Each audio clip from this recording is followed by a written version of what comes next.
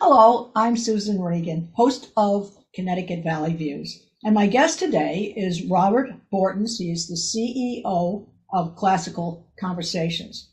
So delighted to have you here today. I hope we're going to find out some interesting information. I know that because this is all about homeschooling, this is a segment that's growing. Parents are very much on top of it, and you have a lot of interesting and exciting news to tell us about it. So I will start by saying that the website is about us, and your statement is, it is built on family and built for families. Could you give us a little word Yeah, so that and what that means? absolutely, Susan. Glad to be here. Thanks everyone for tuning in. The Classical Conversations was started in our basement in 1997 in North Carolina. And so my mom started it. And built on family. I'm running the organization now, and we help people homeschool in over 57 countries in every single state. And the curriculum is written by homeschooling parents who've graduated their kids through high school, who love kids, love learning. And we've picked some of those classics, those best materials through time to create a K through 12 curriculum that any parent can do from home. So it's built by families and it's built for families, and you don't have to be an educational expert to homeschool. You just have to love your kids and be willing to do a little bit of work. Okay. Now, given the statement that you just opened with today about your organization, and expanding on it, what we want to do is to give information to parents so they don't feel intimidated by that. In other words, a lot of parents may have had, obviously public schooling themselves. They're disappointed in what's being offered to their children today. And where do you see that, I guess, welcoming of all ethnic origin people? You said you're in 57 different countries. Tell us a little bit more about how they can utilize that, even if they don't feel fully educated themselves. Yeah, absolutely, Susan. That's a great question. African American homeschooling is the fastest fastest demographic of homeschooling growth right now. Homeschooling has grown considerably. It's doubled through COVID. Schools opened back up. We were wondering where people can go back to schools, and so many of them chose to stay. Pre-COVID, I haven't seen post-COVID numbers, but roughly 20% of the homeschooling population had Hispanic background, Hispanic origin. So it's the modern homeschooling movement is extremely diverse. Less than 50% are doing it for religious reasons. So people are doing it for safety and for educational purposes. And of course, we all have our family values that we want to be able to pass on to our own kids. And what better way to do that than homeschooling? Unlike in the early days, the pioneer days when I was being homeschooled, when there wasn't a whole lot of resources out there and parents were having to go to the library, and the internet either didn't exist or was just getting off the ground, that now there's a ton of resources for parents. We see parents who are single income moms, or even some dads who are homeschooling while working. The resources are made for homeschooling parents. You don't have to have an educational background or degree. We see people who have a high school diploma sending off their kids off to college on full rides because, they said, I am not going to send my kids to the same institutions that I was educated in. And a lot of people say, I turned out well, and can't my kids do well too? And I would just say to parents, if you didn't see it in COVID, just know that the institutions of public education have changed. From Gen Zers, 66% of Gen Zers don't think lying is wrong. We see that less than 30% can read or do math at grade level, despite record amounts of money being spent in the government systems. And I know the northern states, they take their education a little bit more seriously maybe than some of the other states. But even if you're doing well, roughly half of your students aren't reading or being able to do math at grade level. So we know that, my wife was a public school teacher for 10 years. And when she started homeschooling our three young kids, she said, they never taught me how to teach. They only taught me how to manage a classroom. And, my brother's fiance is teaching in the public school system, now in a private school. She said she just monitors third graders studying at a computer. And so what's going on in the system, unfortunately, isn't designed for kids anymore. And as parents, you don't need to worry about having a expert degree, being able to do all of these things. What you need to do is be able to just learn 1 minute ahead of your student, to have a curiosity, to be willing to say, hey, I don't know that. Let's Google it, or let's go to the library, or, there's a person in our church or on our sports team that their dad does this. Let's call him and ask him, and just teach kids how to have a curiosity about life and to become lifelong learners, because jobs are changing rapidly. Something like only like 20% of the jobs in America today existed 10 years ago.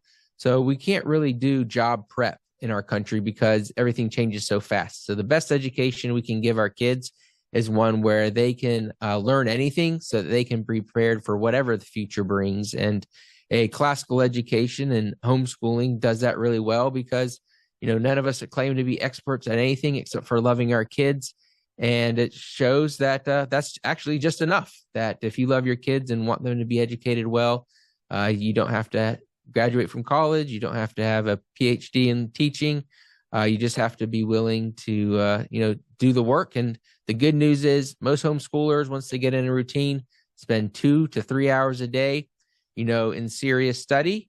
And the rest of the time, they just start living life together and, teaching kids, those things that you hear about. It's like, well, why don't kids learn how to grocery shop or give change or balance a checkbook? Well, homeschoolers are doing that around the kitchen table, together as a family, outside of that serious learning time. So it's really a freeing education, because you're no longer bound by the clock, bound by some bureaucrat's idea of when you should be in a building and when you should not be, that you can pursue all that life has. And that's why so many, athletes and musicians and people who really have a calling on their life choose homeschooling, and why you should choose homeschooling as well.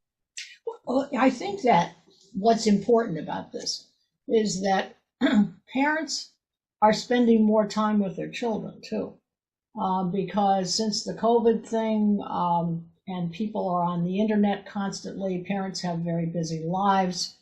Children, if they're involved in athletics. Now, what about some of the other aspects?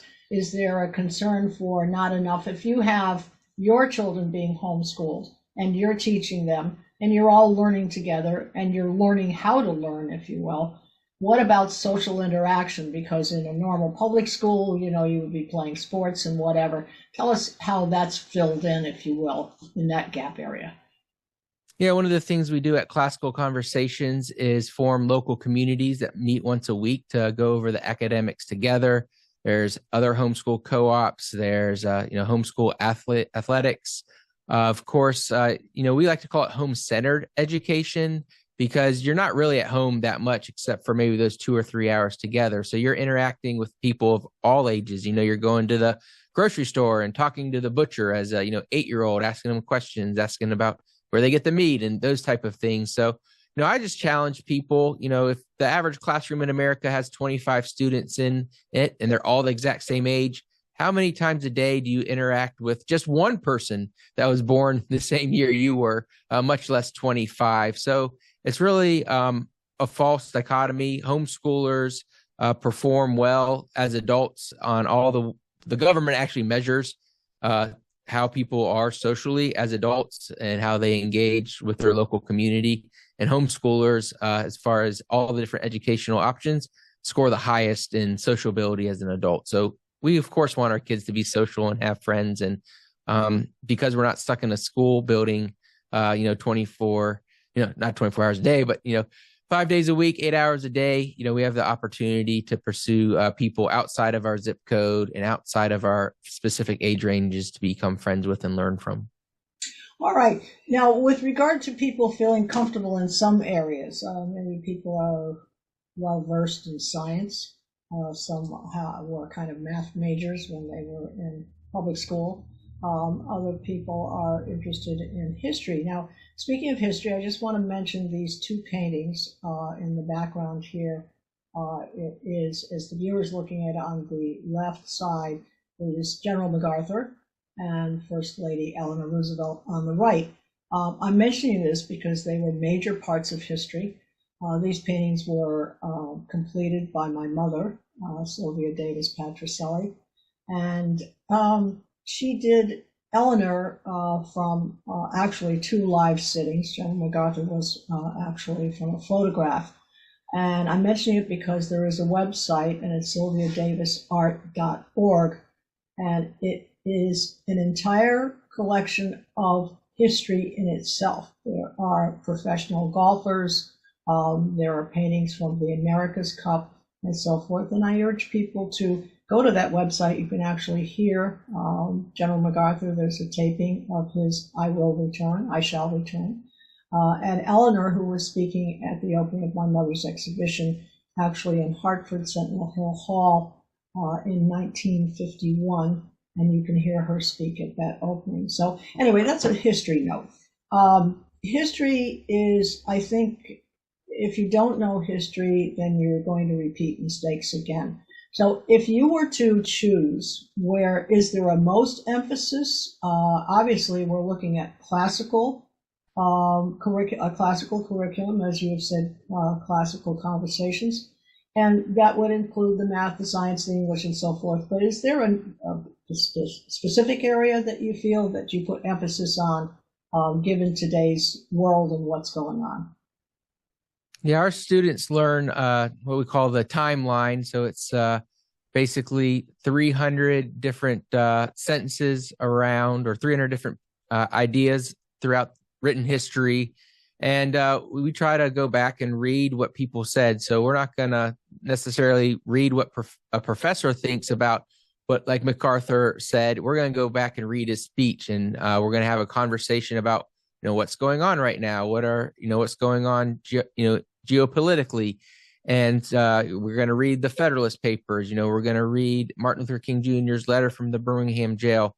So as classical educators, we're not reading from textbooks. We're going and finding that original source document and reading what the authors themselves had to say, and then trying to evaluate that based on the results of history. Was this a good idea or a bad idea? What other things could have played in it? So it's all about reading what they actually wrote and not someone else's interpretation of it. And of course, you can't read everything they wrote, so you do use other sources as well. And then you go back and you compare them. Okay, well, let's read about George Washington's farewell address. Let's read that, and let's compare that to some other speech that another famous time of history. Let's compare. How are they similar? How are they different? What were the results afterwards? How did they develop as a person? So a classical education is very set on learning history. As you said, if you don't learn history, you're doomed to repeat it. Yep. And we always say, if you do learn history, you're doomed to watch everyone else repeat it. So sometimes it feels like we're in that mode as those of us who've been classically educated. Right? We've tried this before 3 times in human history, and it's never worked out. Can we please not try it again? But like you said, it's a vital part of our good, solid education. And something that we also focus on is geography, because a lot of history is due to geography. And of course, you could, Jay Leno's not on anymore, but it's famous when he'd go out and ask people, like, show me on a map where this famous thing's going on. There's a war over here. Show me on a map where that is. And of course, people would just fail at it left and right. And, if we don't know our geography, if we don't know our history, then we're going to make decisions that have unfortunate consequences. And so it's vital that we have educated public if we're going to keep our republic, and if we're going to be able to be a self-governing people. It requires an educated people. All right. And now the obvious question here is, if you're not going to public school and you're doing homeschooling, is there, so I assume tests are given at home, open book, I don't know. And do they have to give the results to someone? Do they have to report into someone so that at the end, I guess you could have what one would call a GED? Is there such a thing as a GED being given, or how's that formulated? Yeah, so each state treats them differently. So I can't speak specifics to all 50 states. Here in North Carolina, where we live, we have to take an end of grade test every year. We take it typically at a local private school or public school. It's the similar end of grade test that they're taking in the government systems.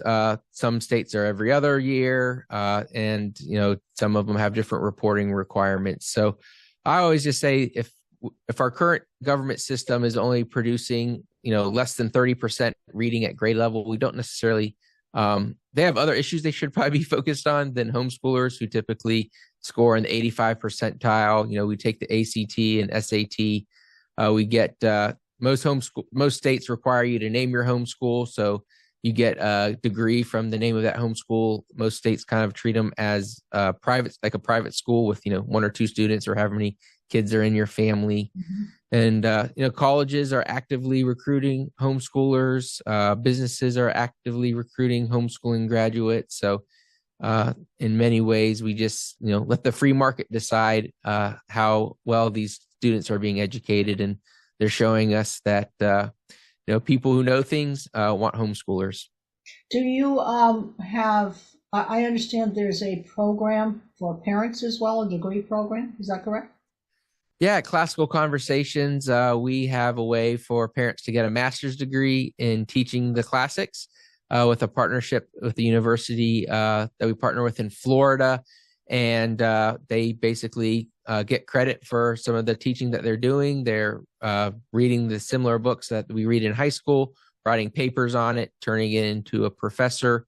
And so, we have parents, if you're going to teach for 12 years, your students, they're going to be some of the best educated, mostly women in the world, but there's not any way to accredit that, or there's not, a lot of recognition for that work that they did. And so we found a partner who realized that, hey, these people are very well educated and should, if they do the work and we can verify they did the work, just like any master's degree program, they should get rewarded for that.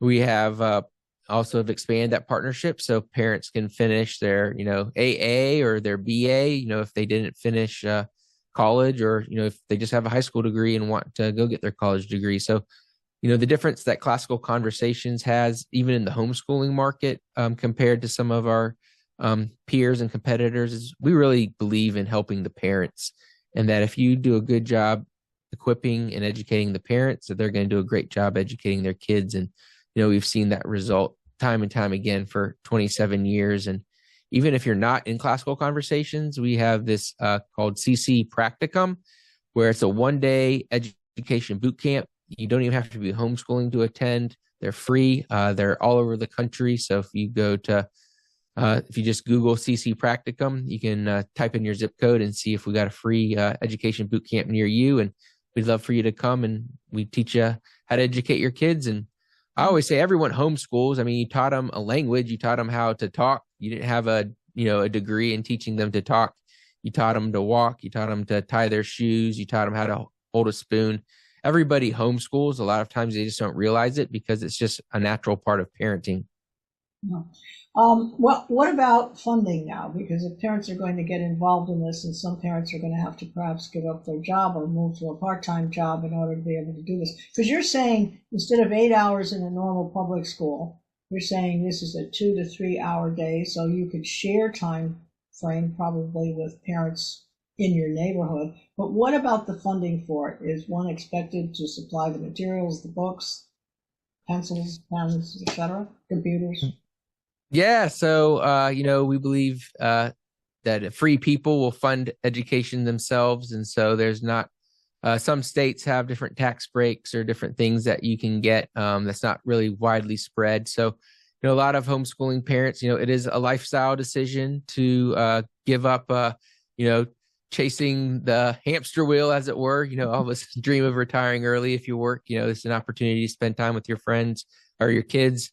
So it is a lifestyle choice. A lot of homeschooling parents, work part-time or, manage their schedule. Some parents have two full-time jobs, and they just, maybe one works a different shift than the other. So, we don't believe that economic activity is, necessarily the driving factor for all the decisions we should make. But in general, homeschooling, like you said, it usually costs, I think, on average about $700 a year.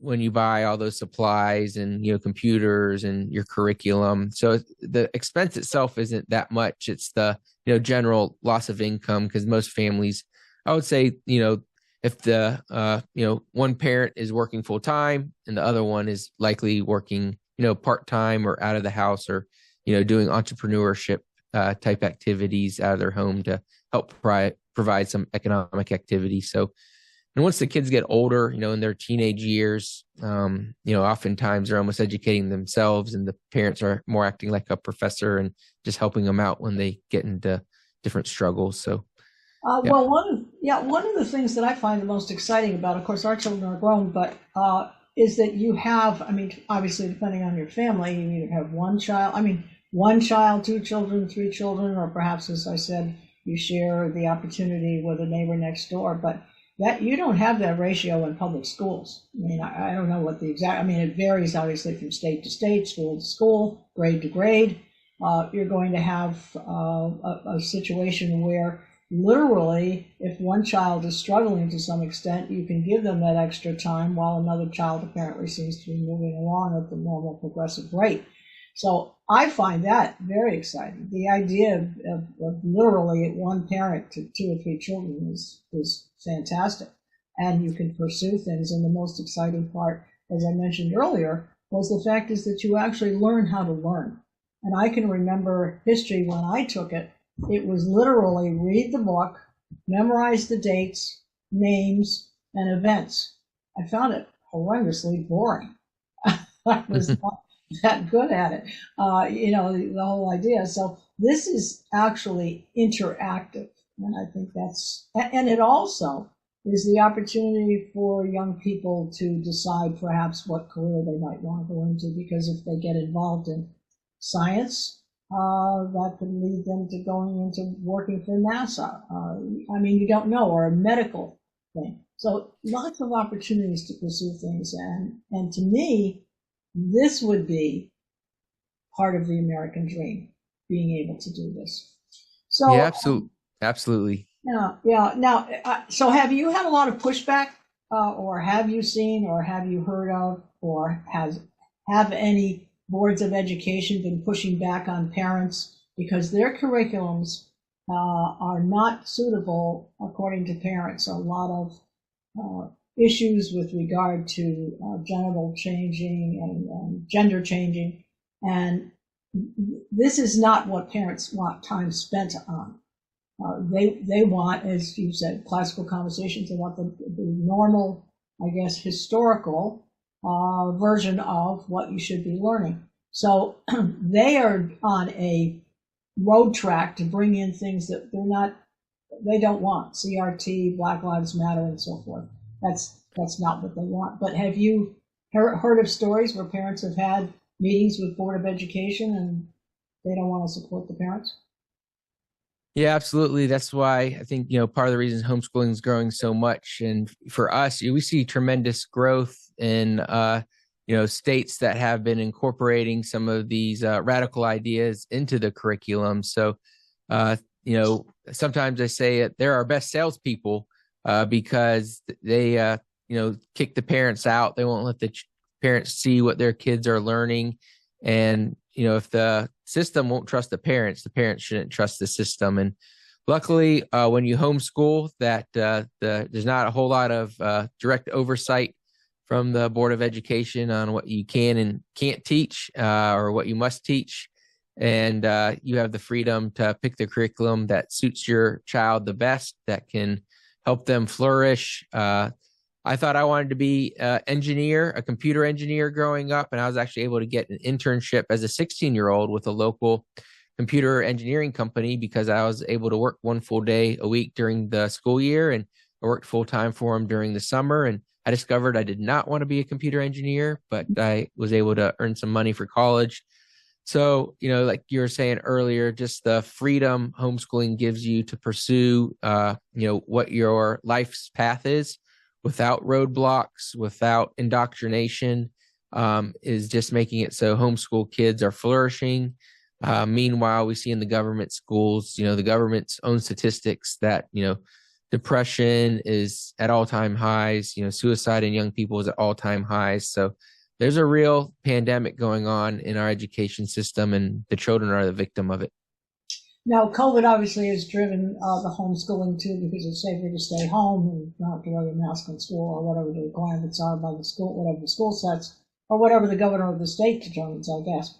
But would you be able to give us a guesstimate, if you will, that since COVID and up till now, what's the rate of parents move children from public school to homeschooling? I mean, there's roughly 50 million 50 million school-age children in the United States. Before COVID, about 2.4 million of those were being homeschooled. And after COVID or during COVID, those who were not doing public school at home but were, in charge of their own curriculum rose to anywhere between 6 and 8 million. Obviously, kind of hard to get the specific data just because of everything going on at that time. One of the, not concerns, but just the thoughts of those of us in the homeschool community for the long term was, is it going to drop back down to 2.4 million once the schools start opening up? And we actually saw just a slight decrease. So most estimates about 4.8 to 5 million. So, about 1 million students went back to either a private school or a public school, but the number of homeschoolers has effectively doubled from 2019 to where we are today. Well, Robert, it's been very interesting talking to you. And for parents out there who want to get more information, please give the website contact information so that they can follow up for themselves. Yeah, of course, you can search for us, Classical Conversations, and find our website, classicalconversations.com, or connect with us on any of the social medias, except for TikTok. We don't do TikTok. Okay. All right. Well, thank you very much. I hope our viewers have garnered some additional information, and we'll follow up with you. And we very much appreciate you giving your time today to explain Classical Conversations. And thank to our viewers for following Connecticut Valley Views. We very much appreciate it. So we wish you well, and look forward to a continuing growth for homeschooling. Thank you, Susan.